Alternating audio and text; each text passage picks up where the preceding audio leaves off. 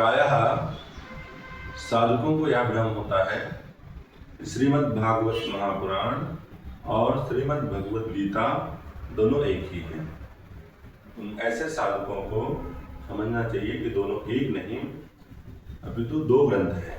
श्रीमद् भगवत गीता यह ग्रंथ महाभारत के मध्य में आया है जो 700 श्लोकों का है और यह श्रीमद् भगवत गीता पूर्ण ग्रंथ नहीं माना जाता अपितु महाभारत का एक अंग माना जाता है जिसमें 18 अध्याय 700 श्लोक हैं। श्रीमद् भागवत महापुराण यह 12 स्कंध 335 अध्याय और 18,000 श्लोकों का जो कि पूर्ण ग्रंथ है और यह एक पुराण है। पुराण का अर्थ होता है पुराति नवा इति पुराण, जो पुराना होते हुए नित्य नवीन बना रहता है उसको बोलते हैं पुराण। कितना पुराना है? अनादिकाल से। किसने लिखा?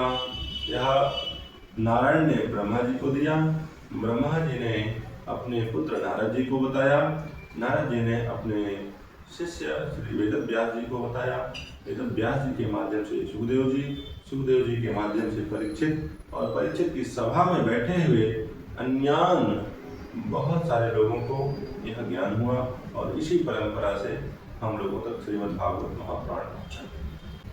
श्रीमद् भागवत महापुराण और श्रीमद् भगवत गीता दोनों ग्रंथ यह वेदांत का, अद्वैत वेदांत का सर्वोत्कृष्ट ग्रंथ है और अद्वैत वेदांत समझने के लिए इससे सुंदर और कोई ग्रंथ नहीं है। इसलिए सुंदर कहा जा रहा है क्योंकि सरलता से समझने के लिए यह बहुत सुंदर उपयोगी ग्रंथ है। श्रीमद् भागवत महापुराण में वेदांत कथाओं, कहानियों और कथानकों के माध्यम से और आख्यायिका के माध्यम से समझाया गया है। श्रीमद् भगवत गीता में वेदांत सीधे सीधे बताया गया सारे।